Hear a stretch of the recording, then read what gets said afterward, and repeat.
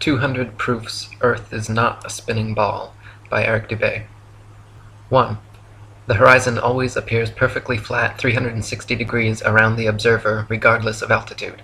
All amateur balloon, rocket, plane, and drone footage show a completely flat horizon over 20+ miles high. Only NASA and other government space agencies show curvature in their fake CGI photos and videos. 2. The horizon always rises to the eye level of the observer as altitude is gained, so you never have to look down to see it. If Earth were in fact a globe, no matter how large, as you ascended, the horizon would stay fixed and the observer would have to tilt looking down further and further to see it. 3. The natural physics of water is to find and maintain its level. If Earth were a giant sphere tilted, wobbling, and hurtling through infinite space, then truly flat, consistently level surfaces would not exist here. But since Earth is in fact an extended flat plane, this fundamental physical property of fluids finding and remaining level is consistent with experience and common sense. 4. Rivers run down to sea level, finding the easiest course, north, south, east, west, and all other intermediary directions over the Earth at the same time. If Earth were truly a spinning ball, then many of these rivers would be impossibly flowing uphill. For example, the Mississippi, in its 3,000 miles, would have to ascend 11 miles before reaching the Gulf of Mexico. 5. One portion of the Nile River flows for 1,000 miles with a fall of only 1 foot. Parts of the West African Congo, according to the supposed inclination and movement of the ball Earth, would be sometimes running uphill and sometimes down. This would also be the case for the Parana, Paraguay, and other long rivers. 6. If Earth were a ball 25,000 miles in circumference, as NASA and modern astronomy claim, spherical trigonometry dictates the surface of all standing water must curve downward an easily measurable 8 inches per mile, multiplied by the square of the distance. This means, along a 6-mile channel of standing water, the Earth would dip 6 feet on either end from the central peak. Every time such experiments have been conducted, however, standing water has proven to be perfectly level. 7. Surveyors, engineers, and architects are never required to factor the supposed curvature of the Earth into their projects. Canals, railways, bridges, and tunnels, for example, are always cut and laid horizontally, often over hundreds of miles without any allowance for curvature. 8. The Suez Canal, connecting the Mediterranean with the Red Sea, is 100 miles long without any locks, making the water an uninterrupted continuation of the two seas. When constructed, the Earth's supposed curvature was not taken into account. It was dug along a horizontal datum line, 26 feet below sea level, passing through several lakes from one sea to the other, with the datum line and the water's surface running perfectly parallel over the 100 miles. 9.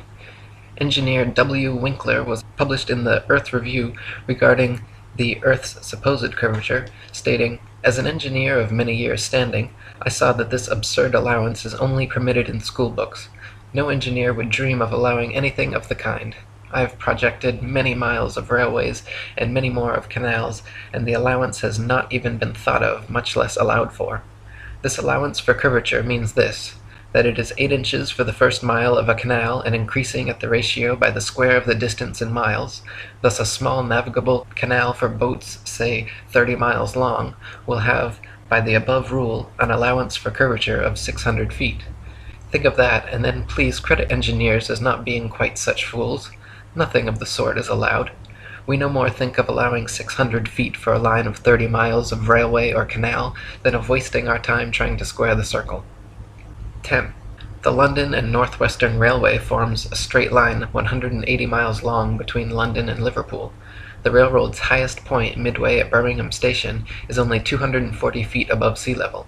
If the world were actually a globe, however, curving 8 inches per mile squared, the 180-mile stretch of rail would form an arc with the center point at Birmingham raised over a mile, a full 5,400 feet above London and Liverpool. 11. A surveyor and engineer of 30 years published in the Birmingham Weekly Mercury stated, "I am thoroughly acquainted with the theory and practice of civil engineering.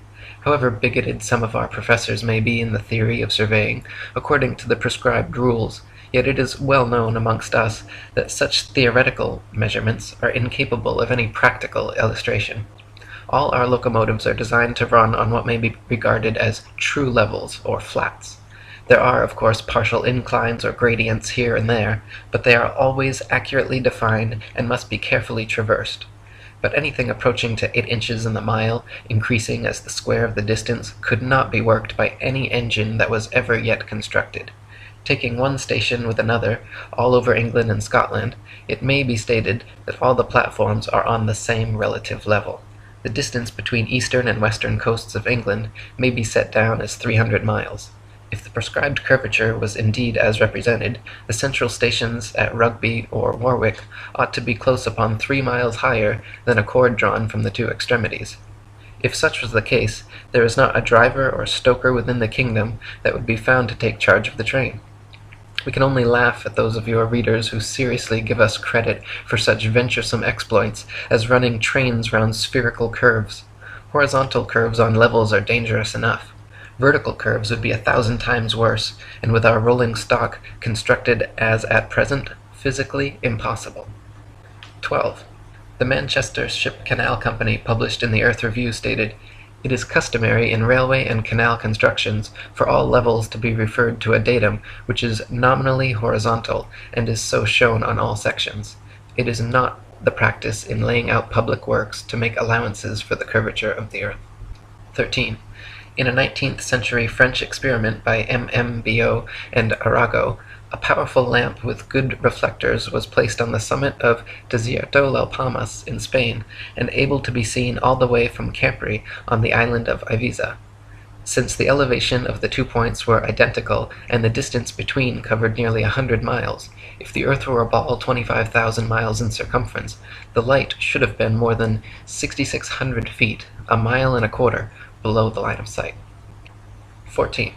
The Lieutenant Colonel Portlock experiment used oxyhydrogen Drummond's lights and heliostats to reflect the sun's rays across stations set up across 108 miles of St. George's Channel. If the Earth were actually a ball 25,000 miles in circumference, Portlock's light should have remained hidden under 1.5 miles of curvature. 15. If the Earth were truly a sphere 25,000 miles in circumference, airplane pilots would have to constantly correct their altitudes downwards so as to not fly straight off into outer space. A pilot wishing to simply maintain their altitude at a typical cruising speed of 500 miles per hour would have to constantly dip their nose downwards and descend 2,777 feet, over half a mile, every minute. Otherwise, without compensation, in 1 hour's time, the pilot would find themselves 31.5 miles higher than expected. 16. The experiment known as Airy's failure proved that stars move relative to a stationary Earth and not the other way around. By first filling a telescope with water to slow down the speed of light inside, then calculating the tilt necessary to get the starlight directly down the tube, Airy failed to prove the heliocentric theory, since the starlight was already coming in the correct angle with no change necessary, and instead proved the geocentric model correct. 17. Olber's paradox states that if there were billions of stars, which are suns, the night sky would be filled completely with light. As Edgar Allan Poe said, "Were the succession of stars endless, then the background of the sky would present us a uniform luminosity, since there could exist absolutely no point in all that background at which would not exist a star." In fact, Olber's paradox is no more a paradox than George Airy's experiment was a failure. Both are actually excellent refutations of the heliocentric spinning ball Earth model. 18. The Michelson, Morley, and Sagnac experiments attempted to measure the change in speed of light due to Earth's assumed motion through space.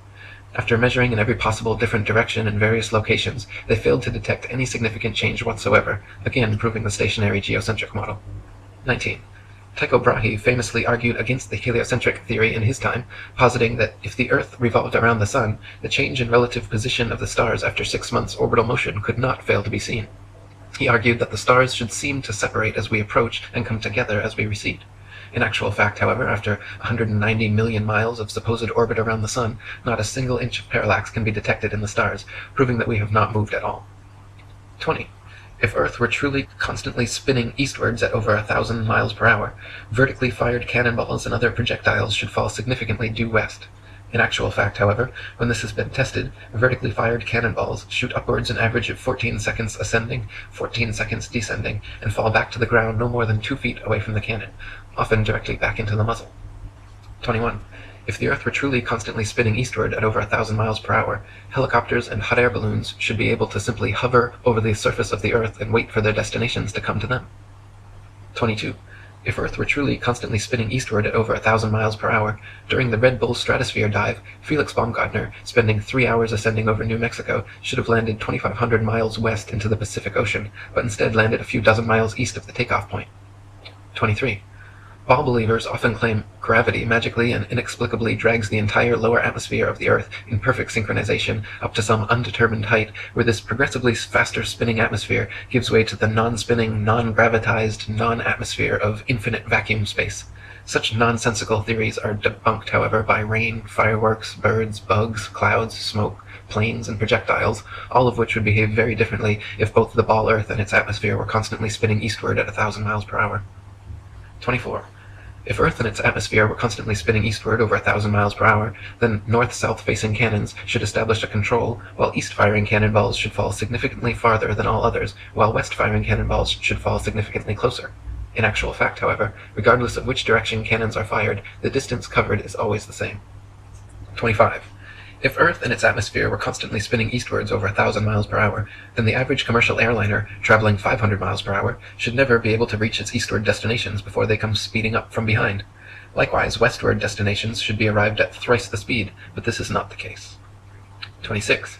Quoting Heaven and Earth by Gabrielle Henriette, if flying had been invented at the time of Copernicus, there is no doubt that he would have soon realized that his contention regarding the rotation of the Earth was wrong, on account of the relation existing between the speed of an aircraft and that of the Earth's rotation. If the Earth rotates, as it is said, at 1,000 miles an hour, and a plane flies in the same direction at only 500 miles, it is obvious that its place of destination will be farther removed every minute. On the other hand, if flying took place in the opposite direction to that of the rotation, a distance of 1,500 miles would be covered in 1 hour instead of 500, since the speed of the rotation is to be added to that of the plane. It could also be pointed out that such a flying speed of 1,000 miles an hour, which is supposed to be that of the Earth's rotation, has recently been achieved, so that an aircraft flying at this rate in the same direction as that of the rotation could not cover any ground at all. It would remain suspended in midair over the spot from which it took off, since both speeds are equal. 27. If Earth and its atmosphere were constantly spinning eastwards over 1,000 miles per hour, landing airplanes on such fast-moving runways, which face all manner of directions, north, south, east, west, and otherwise, would be practically impossible. Yet, in reality, such fictional concerns are completely negligible. 28. If the Earth and its atmosphere were constantly spinning eastwards over 1,000 miles per hour, then clouds, wind, and weather patterns could not casually and unpredictably go every which way, with clouds often traveling in opposing directions at varying altitudes simultaneously. 29. If the Earth and its atmosphere were constantly spinning eastwards over 1,000 miles per hour, this should somewhere, somehow be seen, heard, felt, or measured by someone, yet no one in history has ever experienced this alleged eastward motion. Meanwhile, however, we can hear, feel, and experimentally measure even the slightest westward breeze. 30. In his book South Sea Voyages, Arctic and Antarctic explorer Sir James Clark Ross described his experience on the night of November 27, 1839, and his conclusion that the Earth must be motionless.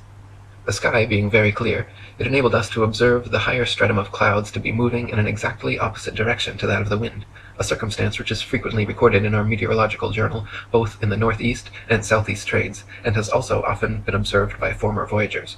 Captain Basil Hall witnessed it from the summit of the Peak of Tenerife, and Count Strzelecki, on ascending the volcanic mountain of Kyrenia in Owyhee, reached at 4,000 feet an elevation above that of the trade wind, and experienced the influence of an opposite current of air of a different hydrometric and thermometric condition. Count Strzelecki further informed me of the following seemingly anomalous circumstance, that at the height of 6,000 feet he found the current of air blowing at right angles to both the lower strata, also of a different thermometric condition, but warmer than the interstratum. Such a state of the atmosphere is compatible only with the fact which other evidence has demonstrated, that the Earth is at rest. 31.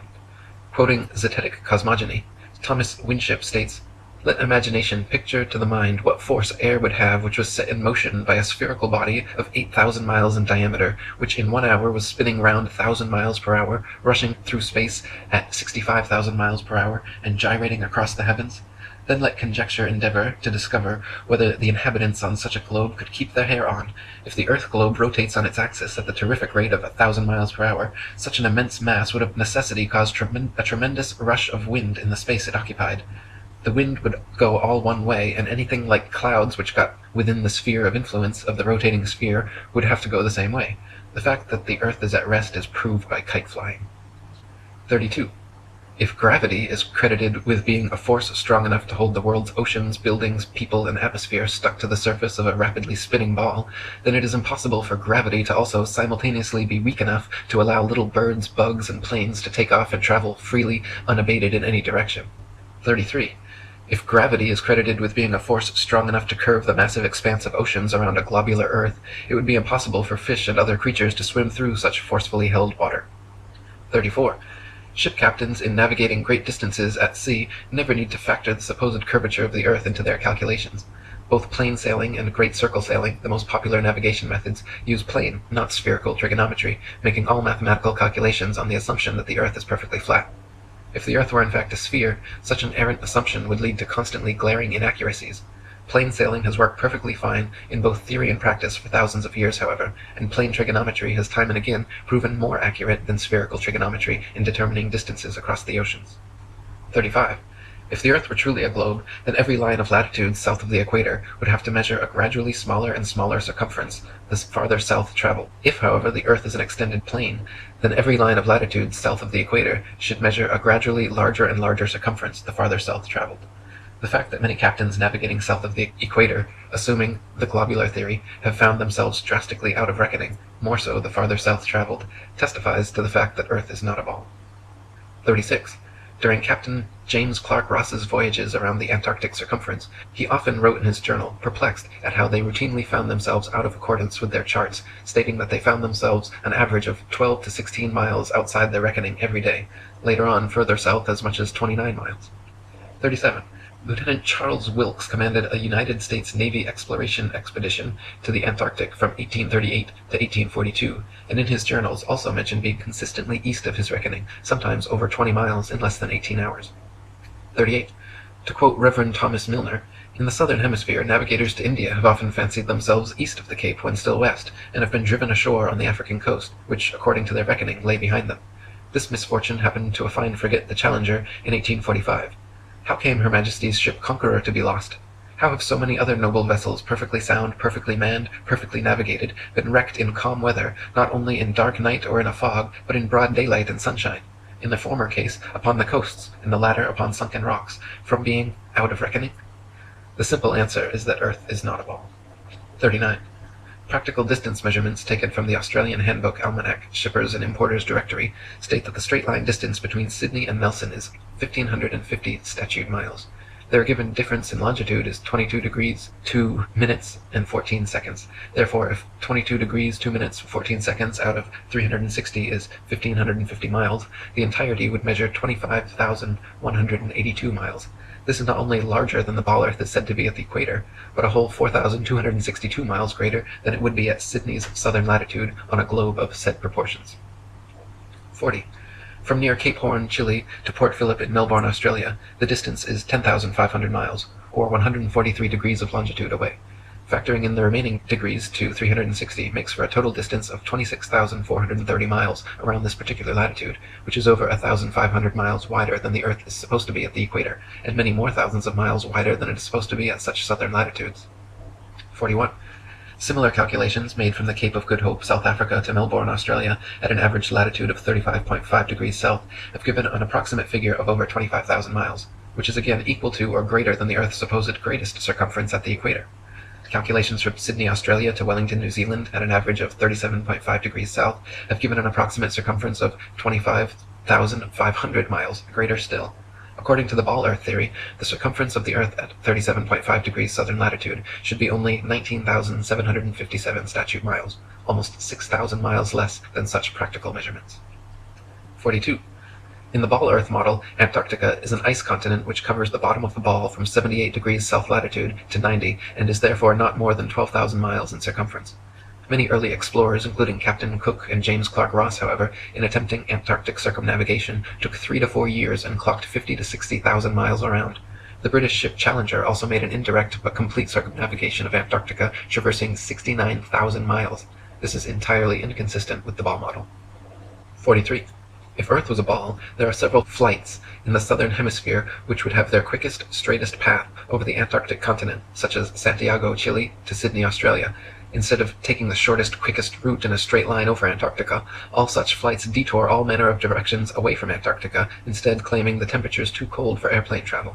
Considering the fact that there are plenty of flights to, from, and over Antarctica, and NASA claims to have technology keeping them in conditions both far colder and far hotter than any experienced on Earth, such an excuse is clearly just an excuse, and these flights aren't made because they are impossible. 44. If Earth was a ball, and Antarctica was too cold to fly over, the only logical way to fly from Sydney to Santiago would be a straight shot over the Pacific, staying in the southern hemisphere the entire way. Refueling could be done in New Zealand or other southern hemisphere destinations along the way, if absolutely necessary. In actual fact, however, Santiago to Sydney flights go into the northern hemisphere, making stopovers at LAX and other North American airports, before continuing back down to the southern hemisphere. Such ridiculously wayward detours make no sense on the globe, but make perfect sense and form nearly straight lines when shown on a flat Earth map. 45. On a ball Earth, Johannesburg, South Africa to Perth, Australia should be a straight shot over the Indian Ocean, with convenient refueling possibilities on Mauritius or Madagascar.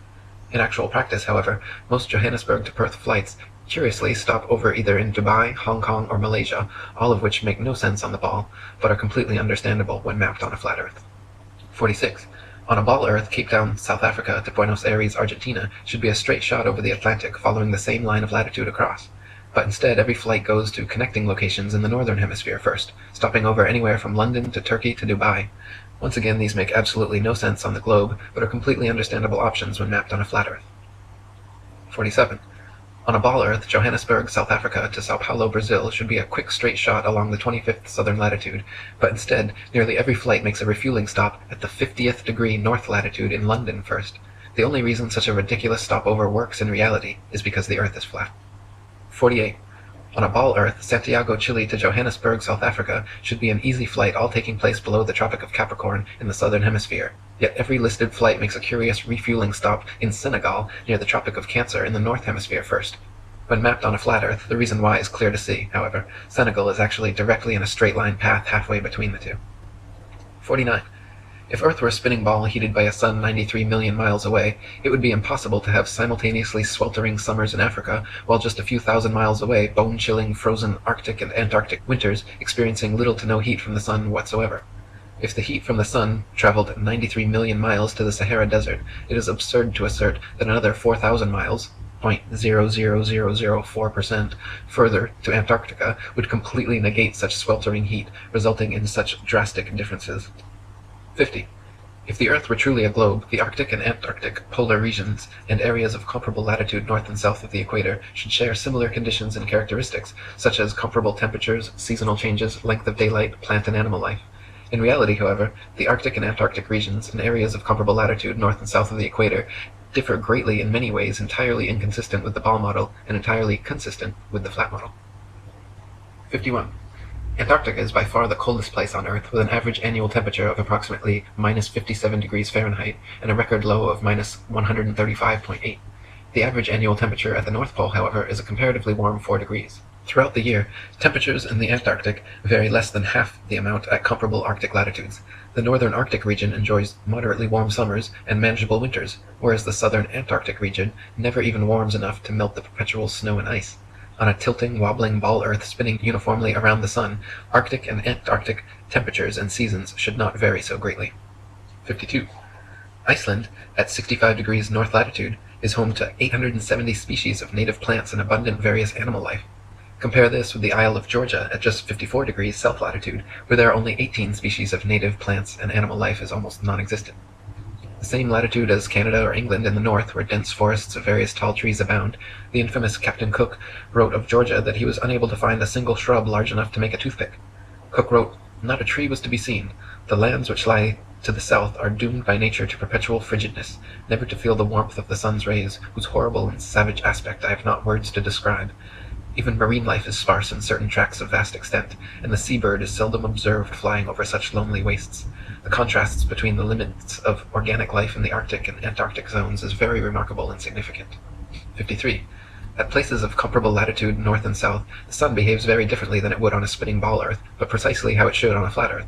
For example, the longest summer days north of the equator are much longer than those south of the equator, and the shortest winter days north of the equator are much shorter than the shortest south of the equator. This is inexplicable on a uniformly spinning, wobbling ball Earth, but fits exactly on a flat model with the sun traveling circles over and around the Earth from tropic to tropic. 54. At places of comparable latitude north and south, dawn and dusk happen very differently than they would on a spinning ball, but precisely how they should on a flat Earth. In the north, dawn and dusk come slowly and last far longer than in the south, where they come and go very quickly.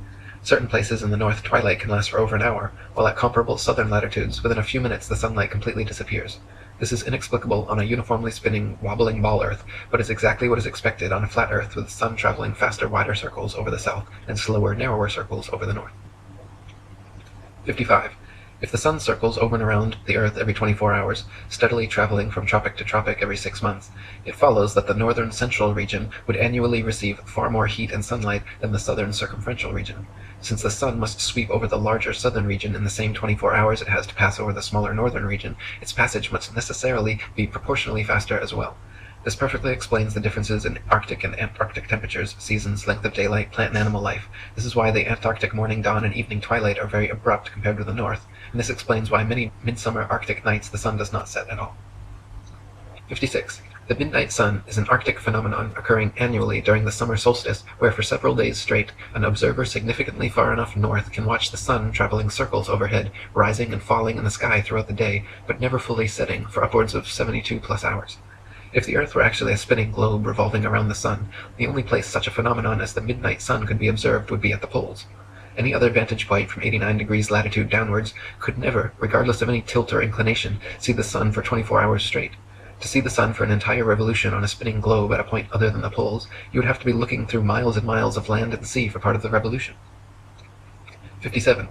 The establishment claims the midnight sun is experienced in Antarctica, but they conveniently do not have any uncut videos showing this, nor do they allow independent explorers to travel to Antarctica during the winter solstice to verify or refute these claims. Conversely, there are dozens of uncut videos publicly available showing the Arctic midnight sun, and it has been verified beyond any shadow of a doubt. 58. The Royal Belgian Geographical Society, in their Expedition Antarctique Belge, recorded that during the most severe part of the Antarctic winter, from 71 degrees south latitude onwards, the sun sets on May 17th and is not seen above the horizon again until July 21st. This is completely at odds with the ball Earth theory, but easily explained by the flat Earth model. The midnight sun is seen from high altitudes and extreme northern latitudes during Arctic summer because the sun, at its innermost cycle, is circling tightly enough around the polar center that it remains visible above the horizon for someone at such a vantage point. Likewise, in extreme southern latitudes during Arctic summer, the sun completely disappears from view for over 2 months, because there, at the northern tropic, the innermost arc of its boomerang journey, the sun is circling the northern center too tightly to be seen from the southern circumference. 59. Quoting Gabrielle Henriette, the theory of the rotation of the Earth may once and for all be definitely disposed of as impracticable by pointing out the following inadvertence. It is said that the rotation takes 24 hours and that its speed is uniform, in which case, necessarily, days and nights should have an identical duration of 12 hours each all the year round. The sun should invariably rise in the morning and set in the evening at the same hours, with the result that it would be the equinox every day from the 1st of January to the 31st of December. One should stop and reflect on this before saying that the Earth has a movement of rotation. How does the system of gravitation account for the seasonal variations in the length of days and nights if the Earth rotates at a uniform speed in 24 hours? 60. Anyone can prove the sea horizon perfectly straight and the Earth perfectly flat using nothing more than a level, tripods, and a wooden plank. At any altitude above sea level, simply fix a 6 to 12 foot long, smooth, leveled board edgewise upon tripods and observe the skyline from eye level behind it. The distant horizon will always appear perfectly level with the upper edge of the board. Furthermore, if you move in a half circle from one end of the board to the other, whilst observing the skyline over the upper edge, you will be able to trace a clear, flat 10 to 20 miles depending on your altitude. This would be impossible if the Earth were a globe 25,000 miles in circumference. The horizon would align over the center of the board, but then gradually, noticeably decline towards the extremities. Just 10 miles on each side would necessitate an easily visible curvature of 66.6 feet from each end to the center. 61. If the Earth were actually a big ball 25,000 miles in circumference, the horizon would be noticeably curved even at sea level, and everything on or approaching the horizon would appear to tilt backwards slightly from your perspective. Distant buildings along the horizon would all look like leaning towers of Pisa falling away from the observer. A hot air balloon taking off, then drifting steadily away from you, on a ball Earth would slowly and constantly appear to lean back more and more the farther away it flew, the bottom of the basket coming gradually into view as the top of the balloon disappears from sight. In reality, however, buildings, balloons, trees, people, anything and everything at right angles to the ground and horizon remain so, regardless the distance or height of the observer. 62. Samuel Rowbotham's experiments at the Old Bedford level proved conclusively the canal's water to be completely flat over a 6-mile stretch. First, he stood in the canal with his telescope held 8 inches above the surface of the water. Then his friend in a boat with a 5-foot-tall flag sailed the 6 miles away. If Earth were a ball 25,000 miles in circumference, the 6-mile stretch of water should have comprised an arc exactly 6 feet high in the middle, so the entire boat and flag should have ultimately disappeared, when in fact the entire boat and flag remained visible at the same height for the entire journey. 63. In a second experiment, Dr. Rowbotham affixed flags 5 feet high along the shoreline, one at every mile marker, then using his telescope mounted at 5 feet just behind the first flag looked over the tops of all 6 flags, which lined up in a perfectly straight line. If the Earth were a ball 25,000 miles in circumference, the flags should have progressively dipped down after the first establishing line of sight, the second would have descended 8 inches, 32 inches for the third, 6 feet for the fourth, 10 feet 8 inches for the fifth, and 16 feet 8 inches for the sixth. 64. Quoting Earth Not a Globe by Samuel Rowbotham, "It is known that the horizon at sea, whatever distance it may extend to the right and left of the observer on land, always appears as a straight line. The following experiment has been tried in various parts of the country. At Brighton, on a rising ground near the racecourse, 2 poles were affixed in the earth 6 yards apart and directly opposite the sea. Between these poles a line was tightly stretched parallel to the horizon. From the center of the line the view embraced not less than 20 miles on each side, making a distance of 40 miles. A vessel was observed sailing directly westwards. The line cut the rigging a little above the bulwarks, which it did for several hours or until the vessel had sailed the whole distance of 40 miles. The ship coming into view from the east would have to ascend an inclined plane for 20 miles until it arrived at the center of the arc, whence it would have to descend for the same distance. The square of 20 miles multiplied by 8 inches gives 266 feet as the amount the vessel would be below the line at the beginning and at the end of the 40 miles. 65. Also quoting Dr. Rowbotham. On a shore near Waterloo, a few miles to the north of Liverpool, a good telescope was fixed at an elevation of 6 feet above the water. It was directed to a large steamer just leaving the River Mersey and sailing out to Dublin. Gradually the masthead of the receding vessel came nearer to the horizon, until at length, after more than 4 hours had elapsed, it disappeared. The ordinary rate of sailing of the Dublin steamers was fully 8 miles an hour, so that the vessel would be at least 32 miles distant when the masthead came to the horizon.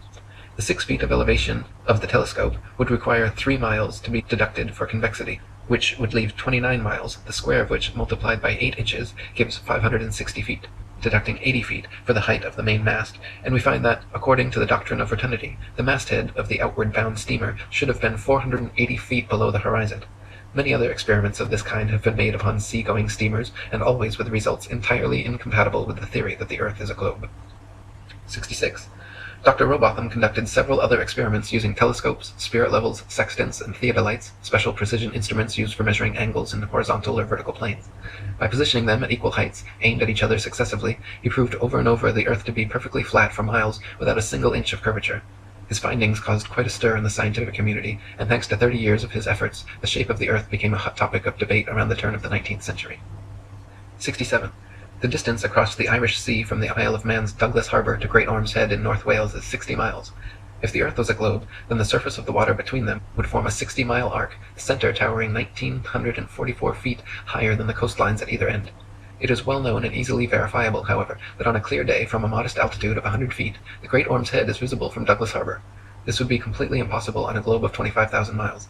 Assuming the 100-foot altitude causes the horizon to appear approximately 13 miles off, the 47 miles remaining means the Welsh coastline should still fall an impossible 1,472 feet below the line of sight. 68. The Philadelphia skyline is clearly visible from Apple Pie Hill in the New Jersey Pine Barrens 40 miles away. If Earth were a ball 25,000 miles in circumference, factoring in the 205-foot elevation of Apple Pie Hill, the Philly skyline should remain well hidden beyond 335 feet of curvature. 69. The New York City skyline is clearly visible from Harriman State Park's Bear Mountain 60 miles away. If Earth were a ball 25,000 miles in circumference, viewing from Bear Mountain's 1,283-foot summit, the Pythagorean theorem determining distance to the horizon being 1.23 times the square root of the height in feet, the New York City skyline should be invisible behind 170 feet of curved Earth. 70. From Washington's Rock in New Jersey, at just a 400-foot elevation, it is possible on a clear day to see the skylines of both New York and Philadelphia in opposite directions at the same time, covering a total distance of 120 miles. If Earth were a ball 25,000 miles in circumference, both of these skylines should be hidden behind over 800 feet of Earth's curvature. 71. It is often possible to see the Chicago skyline from sea level 60 miles away across Lake Michigan. In 2015, after photographer Joshua Nowicki photographed this phenomenon, several news channels quickly claimed his picture to be a superior mirage, an atmospheric anomaly caused by temperature inversion. While these certainly do occur, the skyline in question was facing right side up and clearly seen, unlike a hazy, illusory mirage, and on a ball Earth 25,000 miles in circumference, should be 2,400 feet below the horizon. 72. October 16, 1854, the Times newspaper reported the Queen's visit to Great Grimsby from Hull, recording they were able to see the 300-foot-tall dock tower from 70 miles away. On a ball Earth 25,000 miles in circumference, factoring their 10-foot elevation above the water and the tower's 300-foot height at 70 miles away, the dock tower should have remained an entire 2,600 feet below the horizon. 73. In 1872, Captain Gibson and crewmates, sailing the ship Thomas Wood from China to London, reported seeing the entirety of St. Helena Island on a clear day from 75 miles away. Factoring in their height during measurement on a ball Earth 25,000 miles in circumference, it was found the island should have been 3,650 feet below their line of sight. 74. From Genoa, Italy, at a height of just 70 feet above sea level, the island of Gorgona can often be seen 81 miles away. If Earth were a ball 25,000 miles in circumference, Gorgona should be hidden beyond 3,332 feet of curvature. 75. From Genoa, Italy, at a height of just 70 feet above sea level, the island of Corsica can often be seen 99 miles away. If Earth were a ball 25,000 miles in circumference, Corsica should fall 5,245 feet, almost an entire mile below the horizon. 76. From Genoa, Italy, 70 feet above sea level, the island of Caprea, 102 miles away, can often be seen as well. If Earth were a ball 25,000 miles in circumference, Caprea should always remain hidden behind 5,605 feet, over a mile of supposed curvature. 77. Also from Genoa, on bright clear days, the island of Elba can be seen an incredible 125 miles away. If Earth were a ball 25,000 miles in circumference, Elba should be forever invisible behind 8,770 feet of curvature. 78. From Anchorage, Alaska, at an elevation of 102 feet, on clear days, Mount Foraker can be seen with the naked eye 120 miles away. If Earth were a ball 25,000 miles in circumference, Mount Foraker's 17,400-foot summit should be leaning back away from the observer, covered by 7,719 feet of curved Earth. In reality, however, the entire mountain can be quite easily seen standing straight from base to summit. 79. From Anchorage, Alaska, at an elevation of 102 feet, on clear days, Mount McKinley can be seen with the naked eye from 130 miles away. If Earth were a ball 25,000 miles in circumference, Mount McKinley's 20,320-foot summit should be leaning back away from the observer and almost half covered by 9,220 feet of curved Earth. In reality, however, the entire mountain can be quite easily seen standing straight from base to summit. 80. In Chambers' Journal, February 1895, a sailor near Mauritius in the Indian Ocean reported having seen a vessel which turned out to be an incredible 200 miles away. The incident caused much heated debate in nautical circles at the time, gaining further confirmation in Aden, Yemen, where another witness reported seeing a missing Bombay steamer from 200 miles away. He correctly stated the precise appearance, location, and direction of the steamer, all later corroborated and confirmed correct by those on board. Such sightings are absolutely inexplicable if the Earth were actually a ball 25,000 miles around, as ships 200 miles distant would have to fall approximately 5 miles below line of sight. 81. The distance from which various lighthouse lights around the world are visible at sea far exceeds what could be found on a ball Earth 25,000 miles in circumference. For example, the Dunkirk light in southern France, at an altitude of 194 feet, is visible from a boat 10 feet above sea level, 28 miles away.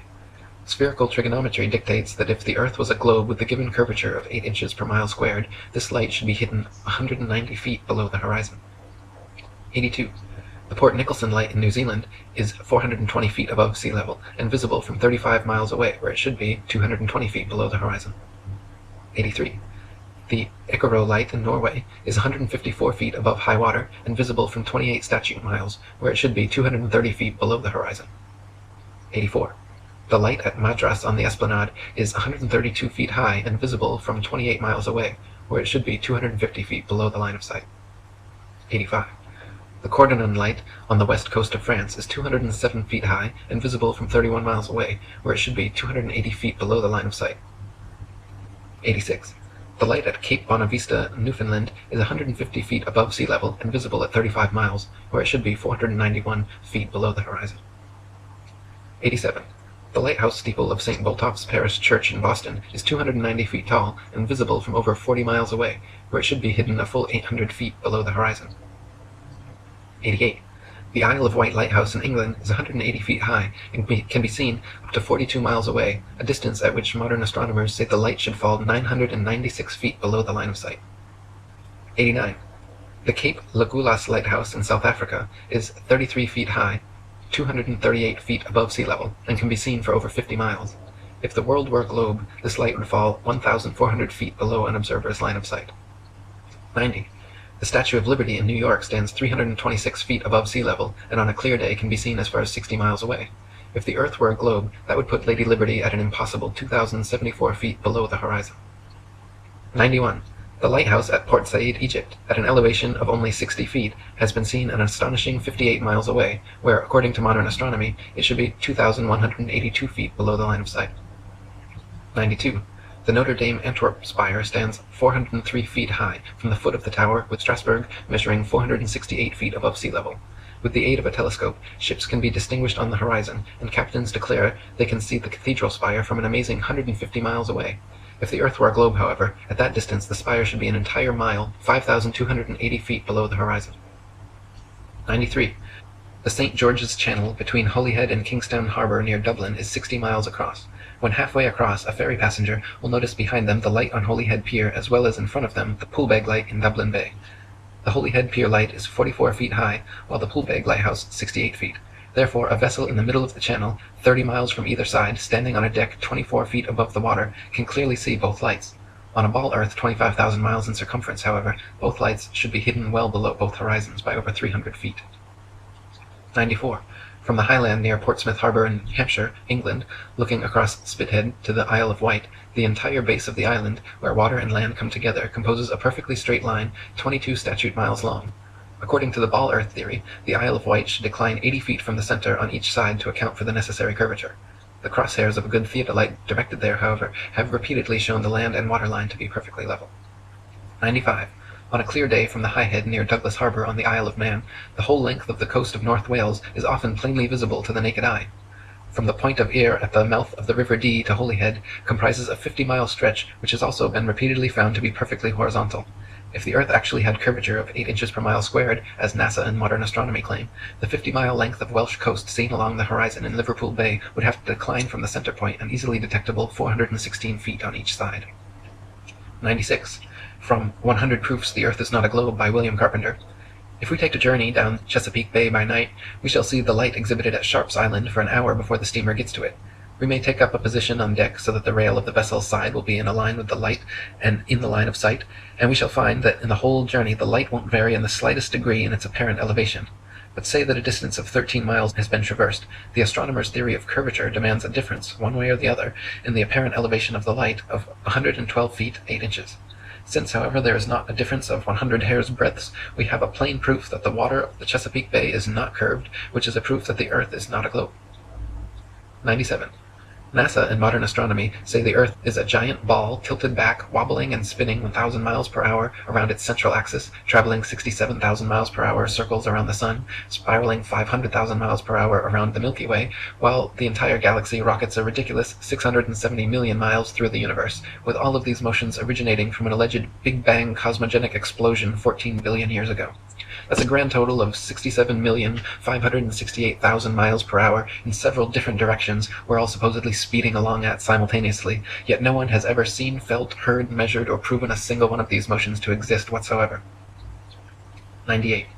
NASA and modern astronomy say Polaris, the North Pole star, is somewhere between 323 and 434 light-years, or about 2 quadrillion miles, away from us. Firstly, note that is between 1,938,000,000,000,000,000 to 2,604,000,000,000,000 miles, making a difference of over 600 trillion miles. If modern astronomy cannot even agree on the distance to stars within hundreds of trillions of miles, perhaps their science is flawed and their theory needs re-examining. However, even granting them their obscurely distant stars, it is impossible for heliocentrists to explain how Polaris manages to always remain perfectly aligned straight above the North Pole throughout Earth's various alleged tilting, wobbling, rotating, and revolving motions. 99. Viewed from a ball Earth, Polaris, situated directly over the North Pole, should not be visible anywhere in the southern hemisphere. For Polaris to be seen from the southern hemisphere of a globular Earth, the observer would have to be somehow looking through the globe, and miles of land and sea would have to be transparent. Polaris can be seen, however, up to over 20 degrees south latitude. 100. If Earth were a ball, the Southern Cross and other southern constellations would all be visible at the same time from every longitude on the same latitude, as is the case in the north with Polaris and its surrounding constellations. Ursa Major and Minor and many others can be seen from every northern meridian simultaneously, whereas in the south, constellations like the Southern Cross cannot. This proves that the southern hemisphere is not turned under, as in the ball model, but simply stretching further outwards away from the northern center point, as in the flat Earth model. 101. Sigma Octantis is claimed to be a southern central pole star similar to Polaris, around which the southern hemisphere stars all rotate around the opposite direction. Unlike Polaris, however, Sigma Octantis cannot be seen simultaneously from every point along the same latitude. It is not central, but allegedly 1 degree off-center. It is not motionless, and in fact cannot be seen at all using publicly available telescopes. There is legitimate speculation regarding whether Sigma Octantis even exists. Either way, the direction in which stars move overhead is based on perspective and the exact direction you're facing, not which hemisphere you're in. 102. Some heliocentrists have tried to suggest that the pole star's gradual declination overhead, as an observer travels southward, is proof of a globular Earth. Far from it, the declination of the pole star or any other object is simply a result of the law of perspective on plane, flat surfaces. The law of perspective dictates that the angle and height at which an object is seen diminishes the farther one recedes from the object, until at a certain point, the line of sight and the seemingly uprising surface of the Earth converges to a vanishing point, i.e. the horizon line, beyond which the object is invisible. In the ball Earth model, the horizon is claimed to be the curvature of the Earth, whereas in reality, the horizon is known to simply be the vanishing line of perspective based on the strength of your eye's instruments, weather, and altitude. 103. There are several constellations which can be seen from far greater distances over the face of the Earth than should be possible if the world were a rotating, revolving, wobbling ball. For instance, Ursa Major, very close to Polaris, can be seen from 90 degrees north latitude, the North Pole, all the way down to 30 degrees south latitude. For this to be possible on a ball Earth, the southern observers would have to be seeing through hundreds or thousands of miles of bulging Earth to the northern sky. 104. The constellation Vulpecula can be seen from 90 degrees north latitude all the way to 55 degrees south latitude. Taurus, Pisces, and Leo can be seen from 90 degrees north all the way to 65 degrees south. An observer on a ball Earth, regardless of any tilt or inclination, should not logically be able to see this far. 105. Aquarius and Libra can be seen from 65 degrees north to 90 degrees south.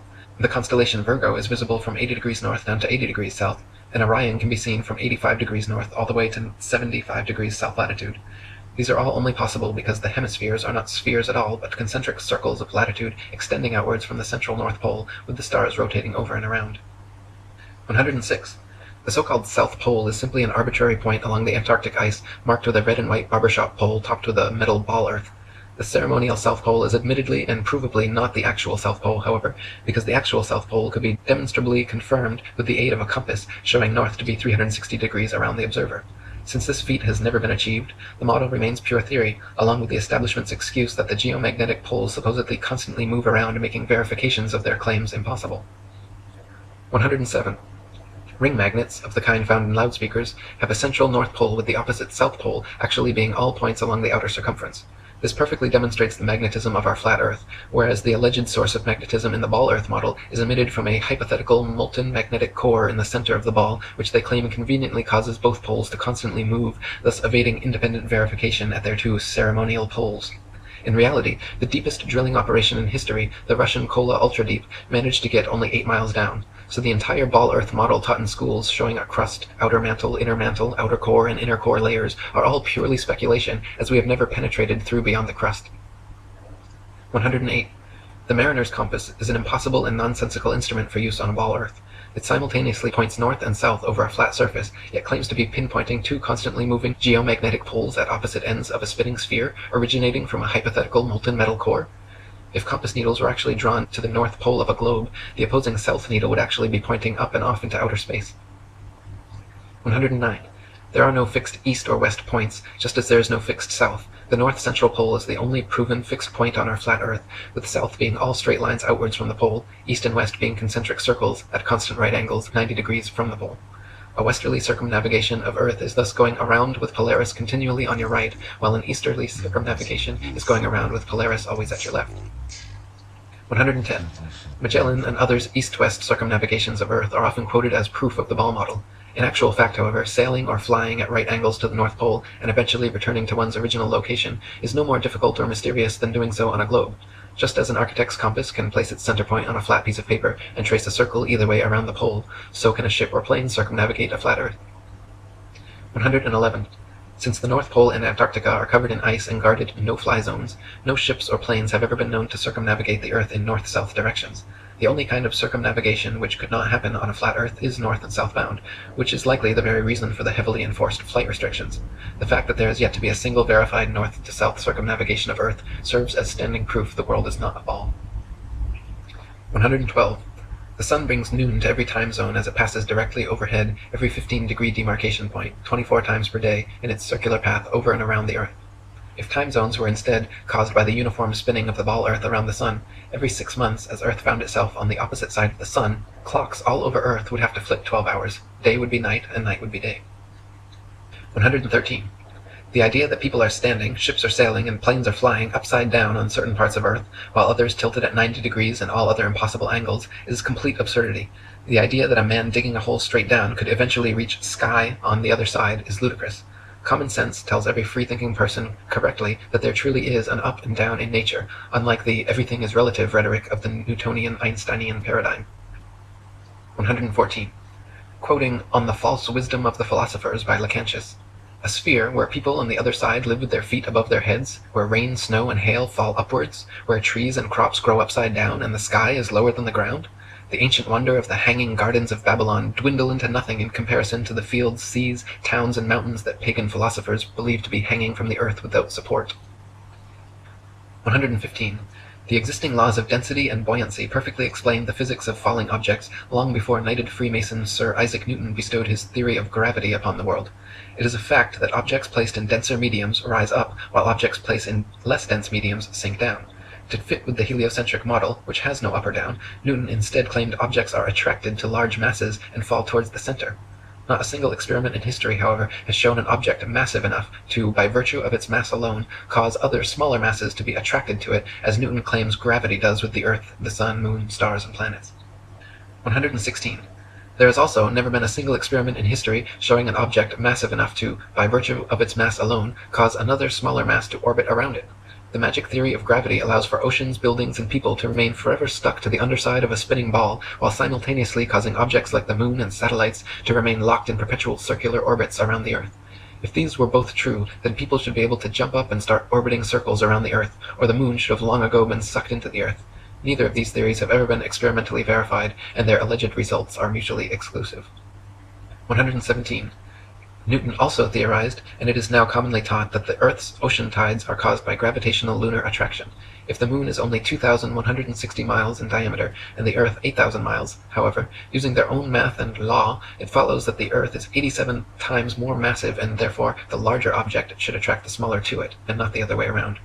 If the Earth's greater gravity is what keeps the moon in orbit, it is impossible for the moon's lesser gravity to supersede the Earth's gravity, especially at Earth's sea level, where its gravitational attraction would even further out-trump the moon's. And if the moon's gravity truly did supersede the Earth's, causing the tides to be drawn towards it, there should be nothing to stop them from continuing onwards and upwards towards their great attractor. 118. Furthermore, the velocity and path of the moon are uniform, and should therefore exist a uniform influence on the Earth's tide, when in actuality Earth's tides vary greatly and do not follow the moon. Earth's lakes, ponds, marshes, and other inland bodies of water also inexplicably remain forever outside the moon's gravitational grasp. If gravity was truly drawing Earth's oceans up to it, all lakes, ponds, and other bodies of standing water should certainly have tides as well. 119. It is claimed that the other planets are spheres, and so therefore Earth must also be a sphere. Firstly, Earth is a plane, not a planet, so the shape of these planets in the sky have no bearing on the shape of the Earth beneath our feet. Secondly, these planets have been known for thousands of years around the world as wandering stars, since they differ from the other fixed stars in their relative motions only. When looked at with an unprejudiced naked eye or through a telescope, the fixed and wandering stars appear as luminous disks of light, not spherical terra firma. The pictures and videos shown by NASA of spherical terra firma planets are all clearly fake computer-generated images and not photographs. 120. The etymology of the word planet actually comes from the late Old English planet, or from Old French planet, from Latin planeta, from Greek planetes, planetae, wandering stars, or to wander of unknown origin, to spread, or a notion of spread out, from Latin planum, flat surface, plane, level, plane. They just added a T to our Earth plane, and everyone bought it. 121. When you observe the sun and moon, you see two equally sized equidistant circles tracing similar paths at similar speeds around a flat stationary Earth. The experts at NASA, however, claim your common sense everyday experience is false on all counts. To begin with, they say the Earth is not flat but a big ball, not stationary but spinning around 19 miles per second. They say the sun does not revolve around the Earth as it appears, but Earth revolves around the sun. The moon, on the other hand, does revolve around the Earth, though not east to west as it appears, rather west to east, and the sun is actually 400 times larger than the moon and 400 times farther away. You can clearly see they are the same size and distance. You can see the Earth is flat, you can feel the Earth is stationary, but according to the gospel of modern astronomy, you are wrong and a simpleton worthy of endless ridicule if you dare to trust your own eyes and experience. 122. Quoting Alan Daves, if the government or NASA had said to you that the Earth is stationary, imagine that. And then imagine we are trying to convince people that no, it's not stationary, it's moving forward at 32 times rifle bullet speed and spinning at 1,000 miles per hour. We would be laughed at. We would have so many people telling us, you're crazy, the Earth's not moving. We would be ridiculed for having no scientific backing for this convoluted moving Earth theory. And not only that, but then people would say, oh, then how do you explain a fixed calm atmosphere and the sun's observable movement? How do you explain that? Imagine saying to people, no, the atmosphere is moving also, but is somehow magically velcroed to the moving Earth. The reason is not simply because the Earth is stationary. So what we are actually doing is what makes sense. We are saying that the moving Earth theory is nonsense. The stationary Earth theory makes sense, and we are being ridiculed. You've got to picture it being the other way around to realize just how ridiculous the situation is. This theory from the government and NASA that the Earth is rotating and orbiting and leaning over and wobbling is absolute nonsense, and yet people are clinging to it tightly like a teddy bear. They just can't bring themselves to face the possibility that the Earth is stationary, though all evidence shows it. We feel no movement, the atmosphere hasn't been blown away, we see the sun move from east to west. Everything can be explained by a motionless Earth without bringing in all these assumptions to cover up previous assumptions gone bad. 123. Heliocentrists' astronomical figures always sound perfectly precise, but they have historically been notorious for regularly and drastically changing them to suit their various models. For instance, in his time, Copernicus calculated the sun's distance from Earth to be 3,391,200 miles. The next century, Johannes Kepler decided it was actually 12,376,800 miles away. Isaac Newton once said, "It matters not whether we reckon it 28 or 54 million miles distant, for either would do just as well." How scientific! Benjamin Martin calculated between 81 and 82 million miles. Thomas Dilworth claimed 93,726,900 miles. John Hine stated positively 95,298,260 miles. Benjamin Gould said more than 96 million miles, and Christian Mayer thought it was more than 104 million. Flat earthers throughout the ages, conversely, have used sextants and plane trigonometry to make such calculations, and found the sun and the moon both to be only about 32 miles in diameter and less than a few thousand miles from Earth. 124. Amateur balloon footage taken above the clouds has provided stunning visual proof that the sun cannot be millions of miles away. In several shots, you can see a clear hotspot reflecting on the clouds directly below the sun's spotlight-like influence. If the sun were actually millions of miles away, such a small, localized hotspot could not occur. 125. Another proof the sun is not millions of miles away is found by tracing the angle of sun rays back to their source above the clouds. There are thousands of pictures showing how sunlight comes down through cloud cover at a variance of converging angles. The area of convergence is, of course, the sun, and is not millions of miles away, but rather relatively close to Earth, just above the clouds. 126. The sun's annual journey from tropic to tropic, solstice to solstice, is what determines the length and character of days, nights, and seasons. This is why equatorial regions experience almost year-round summer and heat, while higher latitudes north, and especially south, experience more distinct seasons with harsh winters. The heliocentric model claims seasons change based on the ball Earth's alleged axial tilt and elliptical orbit around the sun, yet their flawed current model places us closest to the sun, 91 million miles, in January, when it is actually winter, and farthest from the sun, 94.5 million miles, in July, when it's actually summer throughout most of the Earth. 127. The fact that the sun and moon's reflections on water always form a straight-line path from the horizon to the observer proves the Earth is not a ball. If the Earth's surface was curved, it would be impossible for the reflected light to curve over the ball from horizon to observer. 128. There are huge centuries-old stone sundials and moondials all over the world, which still tell the time now down to the minute as perfectly as the day they were made. If the Earth, Sun, and Moon were truly subject to the number of contradictory, revolving, rotating, wobbling, and spiraling motions claimed by modern astronomy, it would be impossible for these monuments to so accurately tell time without constant adjustment. 129. To quote William Carpenter, Why in the name of common sense should observers have to fix their telescopes on solid stone bases so that they should not move a hair's breadth, if the Earth on which they fix them moves at the rate of 19 miles in a second? Indeed, to believe that 6,000 million tons is rolling, surging, flying, darting on through space forever, with a velocity compared with which a shot from a cannon is a very slow coach, with such unerring accuracy that a telescope fixed on granite pillars in an observatory will not enable a lynx-eyed astronomer to detect a variation in its onward motion of the thousandth part of a hair's breadth, is to conceive a miracle compared with which all the miracles on record put together would sink into utter insignificance.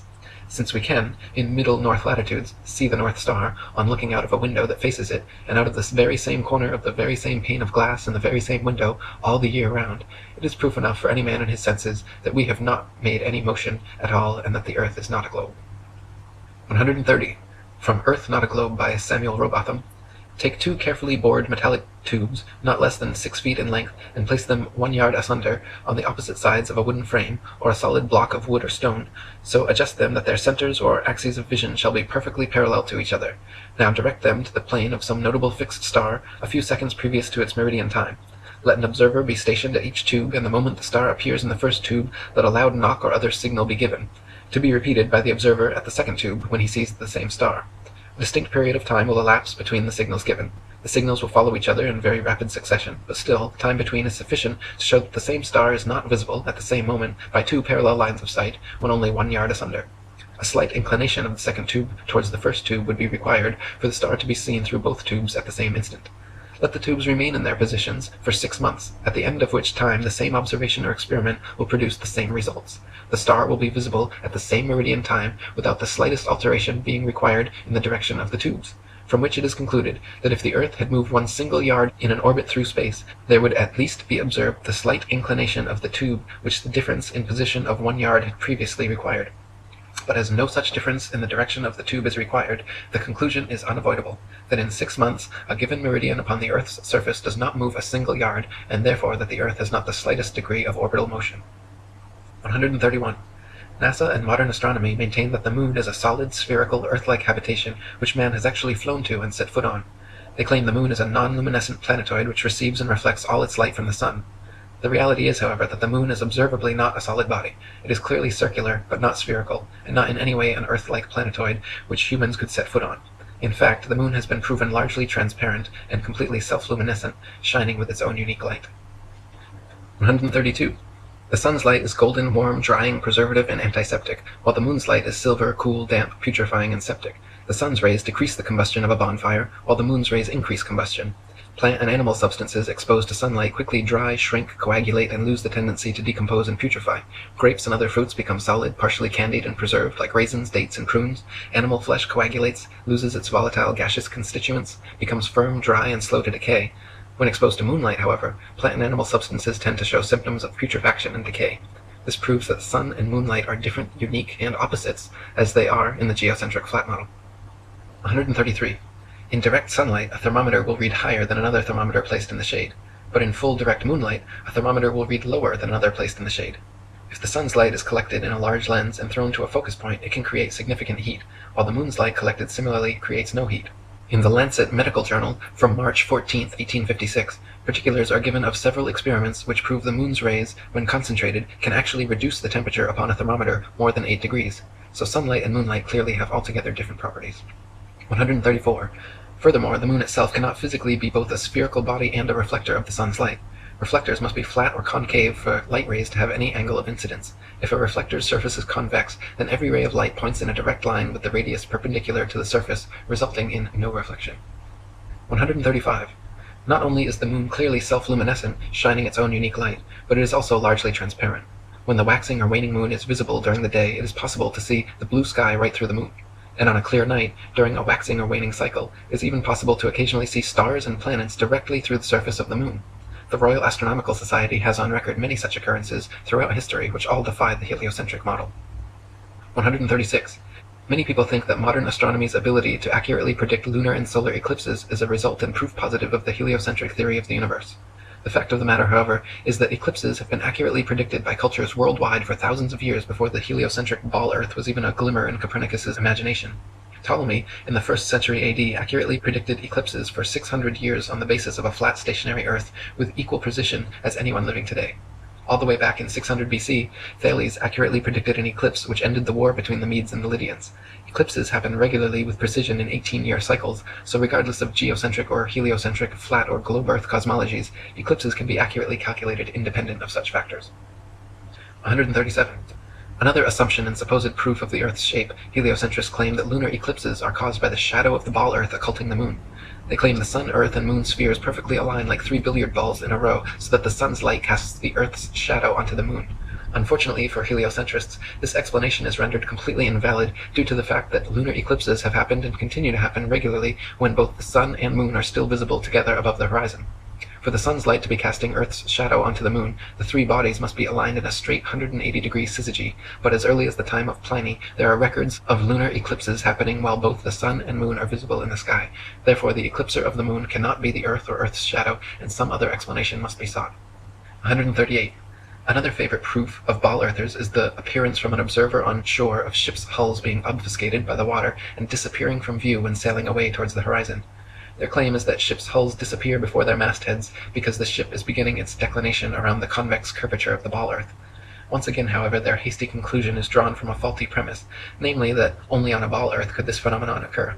The fact of the matter is that the law of perspective on plane surfaces dictates and necessitates the exact same occurrence. For example, a girl wearing a dress walking away towards the horizon will appear to sink into the earth the farther away she walks. Her feet will disappear from view first, and the distance between the ground and the bottom of her dress will gradually diminish until, after a half a mile, it seems like her dress is touching the ground as she walks on invisible legs. Such is the case on plane surfaces. The lowest parts of objects receding from a given point of observation necessarily disappear before the highest. 139. Not only is the disappearance of ships' hulls explained by the law of perspective on flat surfaces, it is proven undeniably true with the aid of a good telescope. If you watch a ship sailing away into the horizon with the naked eye until its hull has completely disappeared from view under the supposed curvature of the Earth, then look through a telescope, you will notice the entire ship quickly zooms back into view, hull and all, proving that the disappearance was caused by the law of perspective, not by a wall of curved water. This also proves that the horizon is simply the vanishing line of perspective from your point of view, not the alleged curvature of the Earth. 140. Foucault's pendulums are often quoted as proof of a rotating Earth, but upon closer investigation prove the opposite. To begin with, Foucault's pendulums do not uniformly swing in any one direction. Sometimes they rotate clockwise and sometimes counterclockwise. Sometimes they fail to rotate, and sometimes they rotate far too much. The behavior of the pendulum actually depends on 1. The initial force beginning its swing, and 2. The ball and socket joint, which most readily facilitates circular motion over any other. The supposed rotation of the Earth is completely inconsequential and irrelevant to the pendulum's swing. If the alleged constant rotation of the Earth affected pendulums in any way, then there should be no need to manually start pendulums in motion. If the Earth's diurnal rotation caused the 360-degree uniform diurnal rotation of pendulums, then there should not exist a stationary pendulum anywhere on Earth. 141. The Coriolis effect is often said to cause sinks in toilet bowls in the northern hemisphere to drain spinning in one direction, while in the southern hemisphere causing them to spin the opposite way, thus providing proof of the spinning ball Earth. Once again, however, just like Foucault's pendulums spinning either which way, sinks and toilets in the northern and southern hemispheres do not consistently spin in any one direction. Sinks and toilets in the very same household are often found to spin opposite directions, depending entirely upon the shape of the basin and the angle of the water's entry, not the supposed rotation of the Earth. 142. People claim that if the Earth were flat, they should be able to use a telescope and see clear across the oceans. This is absurd, however, as the air is full of precipitation, especially over the oceans, and especially at the lowest, densest layer of atmosphere, is not transparent. Picture the blurry haze over roads on hot, humid days. Even the best telescope will blur out long before you could see across an ocean. You can, however, use a telescope to zoom in much more of our flat Earth than would be possible on a ball 25,000 miles in circumference. 143. People claim that if the Earth were flat, with the sun circling over and around us, we should be able to see the sun from everywhere, all over the Earth, and there should be daylight, even at nighttime. Since the sun is not 93 million miles away, but rather just a few thousand, and shining down like a spotlight, once it has moved significantly far enough away from your location, it becomes invisible beyond the horizon, and daylight slowly fades until it completely disappears. If the sun were 93 million miles away and the Earth a spinning ball, the transition from daylight to night would instead be almost instantaneous as you pass the terminator line. 144. Pictures of the moon appearing upside down in the southern hemisphere and right side up in the north are often cited as proof of the ball Earth, but once again, upon closer inspection, provide another proof of the flat model. In fact, time-lapse photography shows the moon itself turns clockwise like a wheel as it circles over and around the Earth. You can find pictures of the moon at 360 degrees of various inclination from all over the Earth, simply depending on where and when the picture was taken. 145. Heliocentrists believe the moon is a ball, even though its appearance is clearly that of a flat luminous disk. We only ever see the same one face, albeit at various inclinations, of the moon, yet it is claimed that there is another dark side of the moon which remains hidden.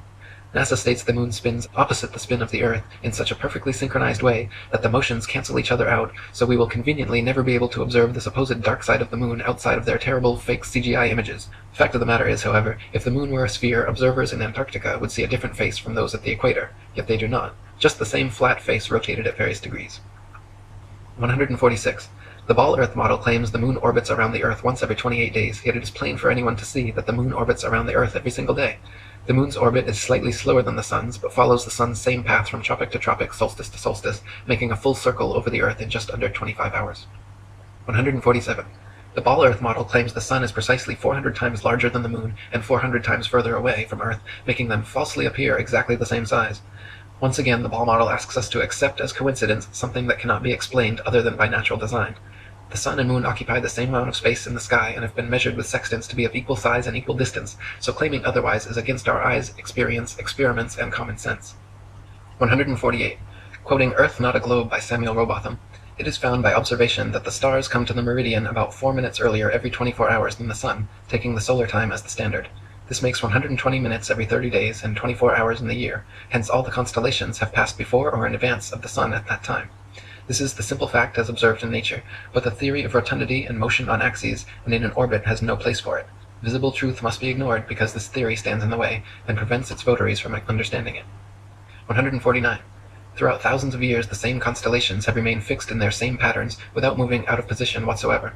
If the Earth were a big ball spinning around a bigger sun, spinning around a bigger galaxy, shooting off from the biggest bang as NASA claims, it is impossible that the constellations would remain so fixed.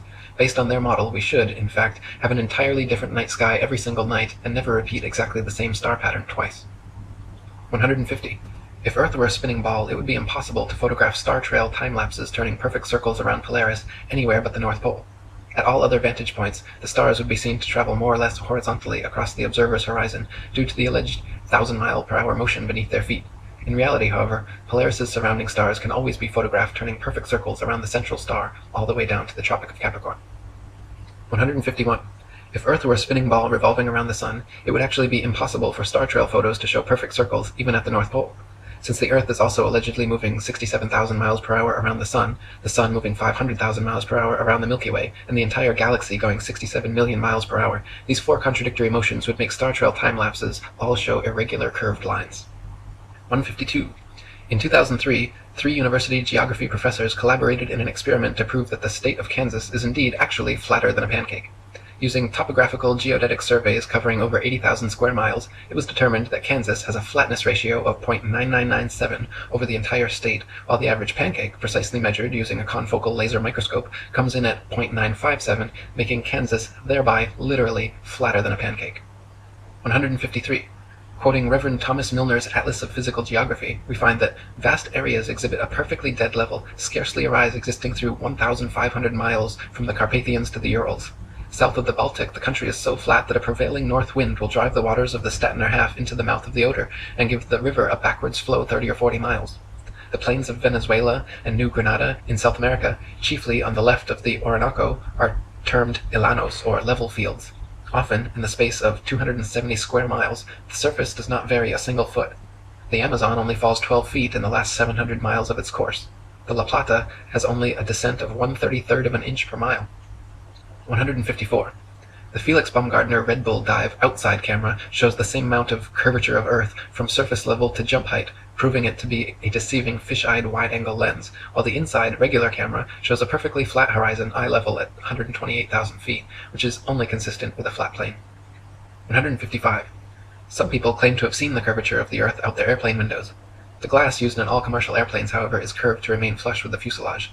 This creates a slight effect mixed with the confirmation bias people mistake for being the alleged curvature of the Earth. In actuality, the fact that you see the horizon at eye level at 35,000 feet out both port and starboard windows proves the Earth is flat. If the Earth were a ball, no matter how big, the horizon would stay exactly where it was, and you would have to look down further and further to see the horizon at all. Looking straight out the window at 35,000 feet, you should see nothing but outer space from the port and starboard windows, as the Earth and horizon are supposed to be below you. If they are visible at eye level outside both windows, it's because the Earth is flat. 156. People also claim to see curvature in GoPro or other high-altitude camera footage of the horizon. While it is true that the horizon often appears convex in such footage, it just as often appears concave or flat depending on the tilt and movement of the camera. The effect is simply a distortion due to wide-angle lenses. In lens-corrected and footage taken without wide-angle technology, all amateur, high-altitude horizon shots appear perfectly flat. 157. If gravity magically dragged the atmosphere along with the spinning ball Earth, that would mean the atmosphere near the equator would be spinning at over 1,000 miles per hour. The atmosphere over the mid-latitudes would be spinning around 500 miles per hour, and gradually slower to the poles, where the atmosphere would be unaffected at 0 miles per hour. In reality, however, the atmosphere at every point on Earth is equally unaffected by this alleged force, as it has never been measured or calculated and proven non-existent by the ability of airplanes to fly unabated in any direction without experiencing any such atmospheric changes. 158. If gravity magically dragged the atmosphere along with the spinning ball Earth, that would mean the higher the altitude, the faster the spinning atmosphere would have to be turning around the center of rotation. In reality, however, if this were happening, then rain and fireworks would behave entirely differently as they fell down through progressively slower and slower spinning atmosphere. Hot air balloons would also be forced steadily faster eastwards as they ascended through the ever-increasing atmospheric speeds. 159. If there were progressively faster and faster spinning atmosphere the higher the altitude, that would mean it would have to abruptly end at some key altitude where the fastest layer of gravitized spinning atmosphere meets the supposed non-gravitized, non-spinning, non-atmosphere of infinite vacuum space. NASA has never even mentioned what altitude this impossible feat allegedly happens, but it is easily philosophically refuted by the simple fact that vacuums cannot exist connected to non-vacuums while maintaining the properties of a vacuum. Not to mention the effect such a transition would have on a rocket spaceship would be disastrous. 160. It is impossible for rockets or any type of jet propulsion engines to work in the alleged non-atmosphere of vacuum space, because without air or atmosphere to push against, there is nothing to propel the vehicle forwards. Instead, the rockets and shuttles would be sent spinning around their own axis uncontrollably in all directions like a gyroscope. It would be impossible to fly to the moon or go in any direction whatsoever, especially if gravity were real and constantly sucking you towards the closest, densest body. 161. If Earth were really a ball, there would be no reason to use rockets for flying into outer space anyway, because simply flying an airplane straight at any altitude for long enough should and would send you off into outer space. To prevent their airplanes from flying tangent to the ball Earth, pilots would have to constantly course-correct downwards, or else within just a few hours, the average commercial airliner traveling 500 miles per hour would find themselves lost in outer space. The fact that this never happens, artificial horizons remain level at pilots' desired altitudes and do not require constant downward adjustments, proves the Earth is not a ball. 162. All NASA and other space agencies' rocket launches never go straight up. Every rocket forms a parabolic curve, peaks out, and inevitably starts falling back to Earth. The rockets which are declared successful are those few which don't explode or start falling too soon, but make it out of range of spectator view before crashing down into restricted waters and recovered. There is no magic altitude where rockets or anything else can simply go up, up, up, and then suddenly just start free-floating in space. This is all a science fiction illusion created by wires, green screens, dark pools, some permed hair, and zero-G planes. 163.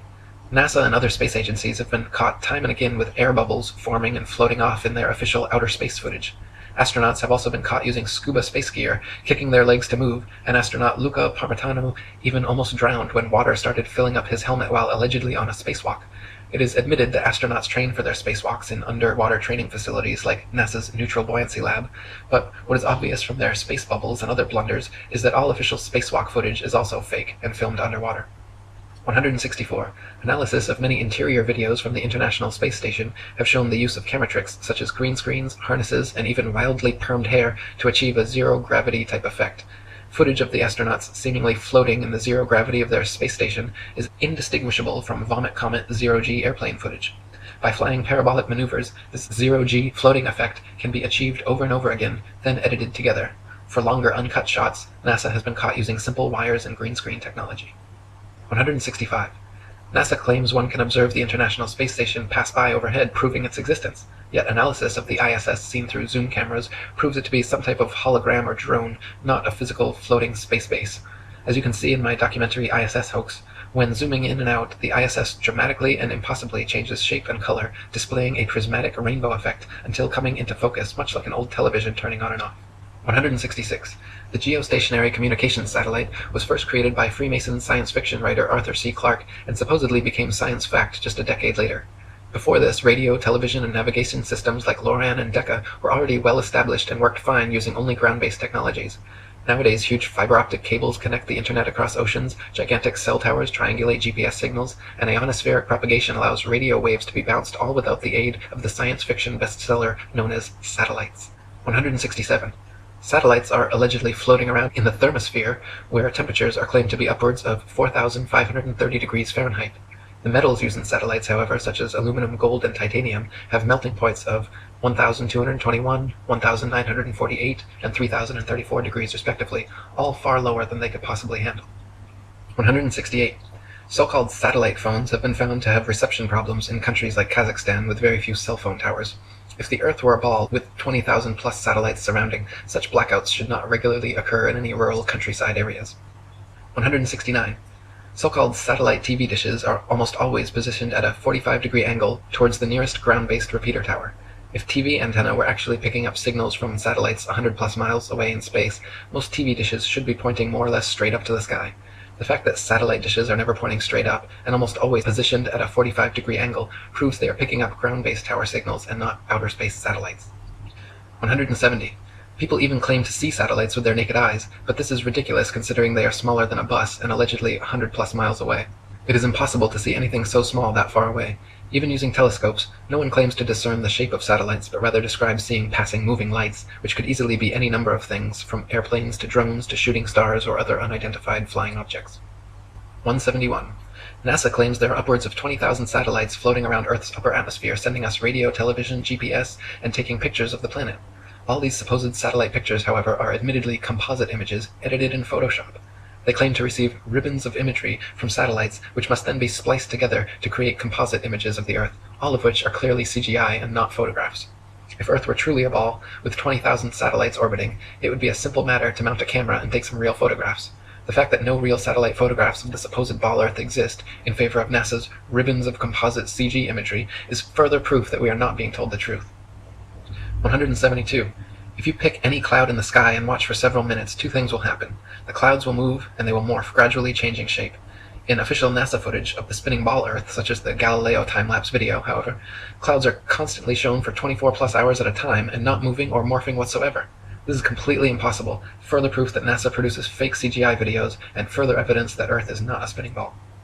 173. NASA has several alleged photographs of the ball Earth which show several exact duplicate cloud patterns. The likelihood of having 2 or 3 clouds of the exact same shape in the same picture is as likely as finding 2 or 3 people with the exact same fingerprints. In fact, it is a solid proof that the clouds were copied and pasted in a computer program, and that such pictures showing a ball-shaped Earth are fakes. 174. NASA graphics artists have placed things like faces, dragons, and even the word sex into cloud patterns over their various ball Earth pictures. Their recent 2015 Pluto pictures even clearly have a picture of Disney's Pluto the dog layered into the background. Such blatant fraud goes unnoticed by the hypnotized masses, but provides further proof of the illegitimacy of NASA and their spinning ball planet mythos. 175. Professional photo analysts have dissected several NASA images of the ball Earth and found undeniable proof of computer editing. For example, images of the Earth allegedly taken from the Moon have proven to be copied and pasted in, as evidenced by rectangular cuts found in the black background around the Earth by adjusting brightness and contrast levels. If they were truly on the Moon and Earth was truly a ball, there would be no need to fake such pictures. 176.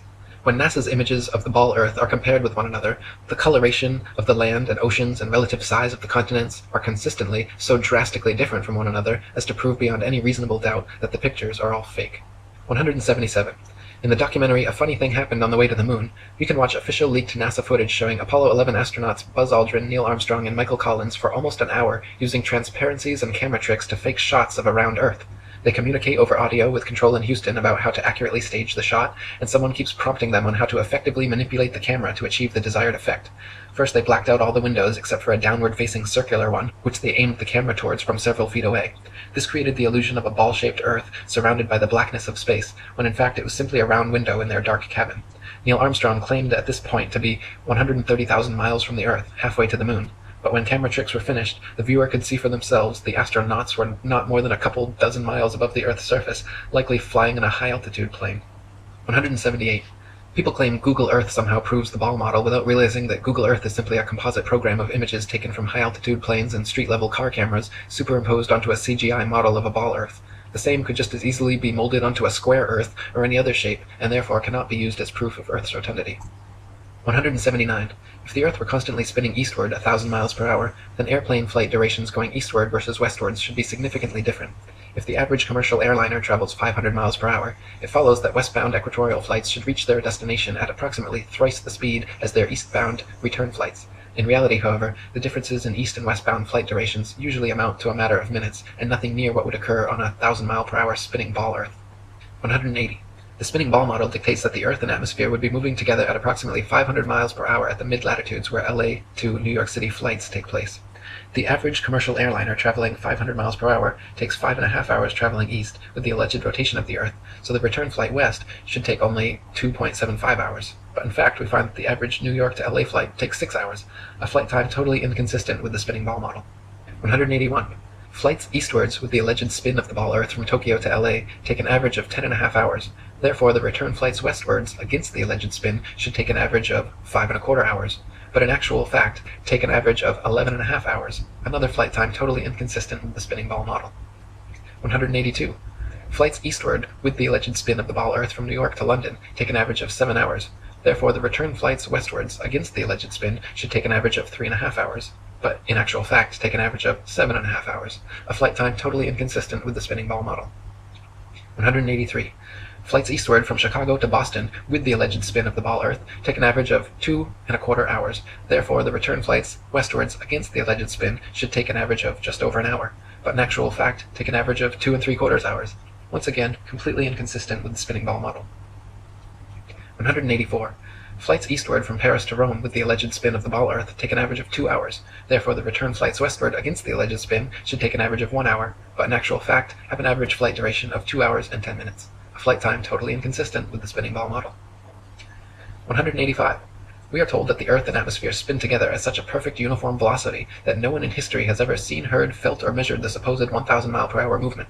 This is then often compared to traveling in a car at uniform velocity, where we only feel the movement during acceleration or deceleration.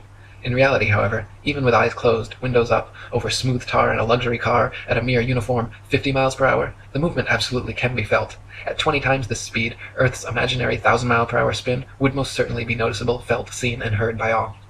186. People sensitive to motion sickness feel distinct unease and physical discomfort from motion as slight as an elevator or train ride. This means that the 1,000 mile per hour alleged uniform spin of the Earth has no effect on such people, but add an extra 50 miles per hour uniform velocity of a car and their stomach starts turning knots. The idea that motion sickness is nowhere apparent in anyone at 1,000 miles per hour, but suddenly comes about at 1,050 miles per hour is ridiculous and proves the Earth is not in motion whatsoever. 187. The second law of thermodynamics, otherwise known as the law of entropy, along with the fundamental principles of friction and resistance, determined the impossibility of Earth being a uniformly spinning ball. Over time, the spinning ball Earth would experience measurable amounts of drag, constantly slowing the spin and lengthening the amount of hours per day. As not the slightest such change has ever been observed in all of recorded history, it is absurd to assume the Earth has ever moved an inch. 188. Over the years, NASA has twice changed their story regarding the shape of the Earth. At first they maintained Earth was a perfect sphere, which later changed to an oblate spheroid flattened at the poles, and then changed again to being pear-shaped, as the southern hemisphere allegedly bulges out as well.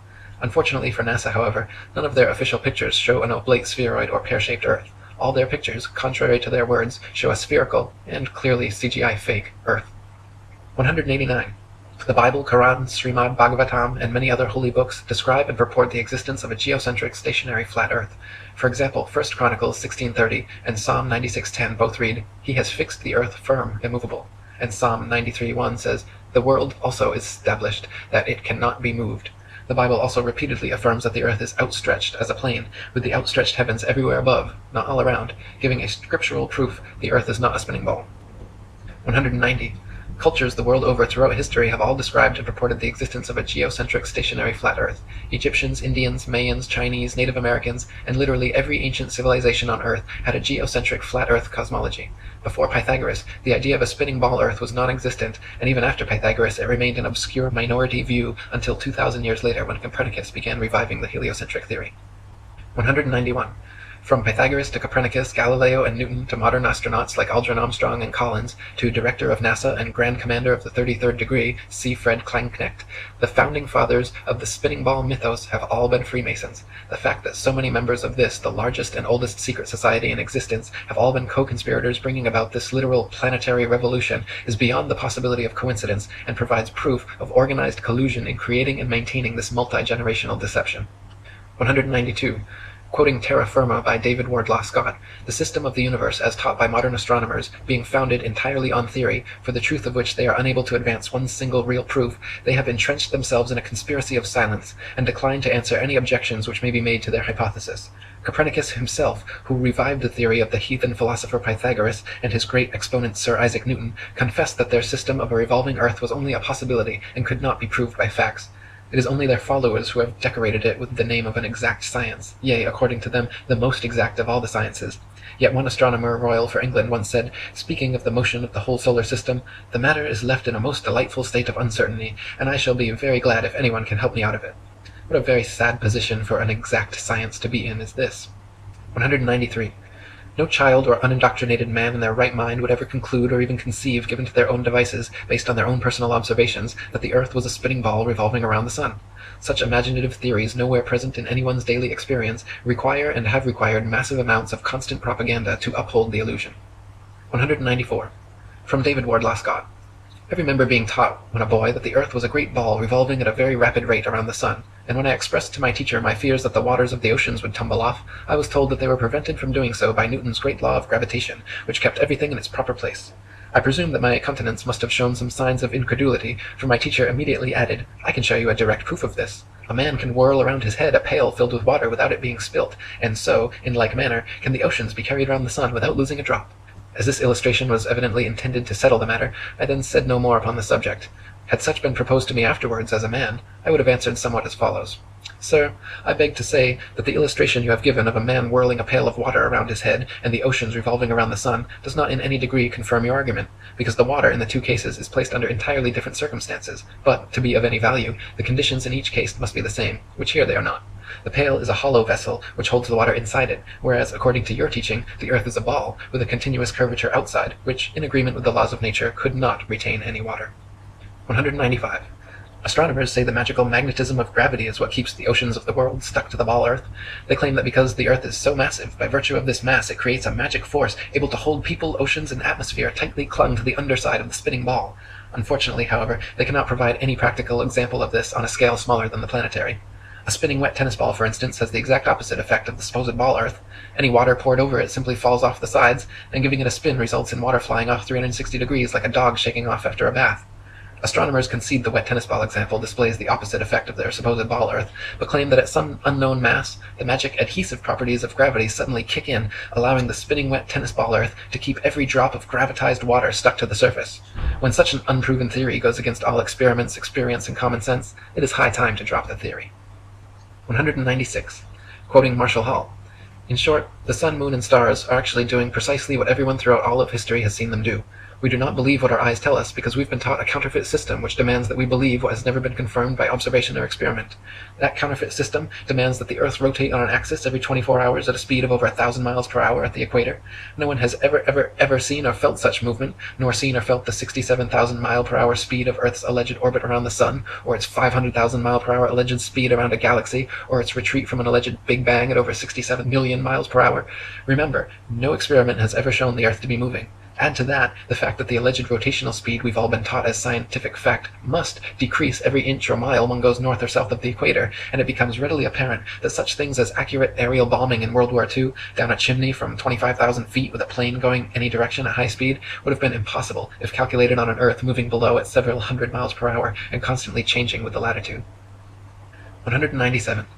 Some people claim there is no motive for such a grand-scale deception, and that flat or ball makes no difference.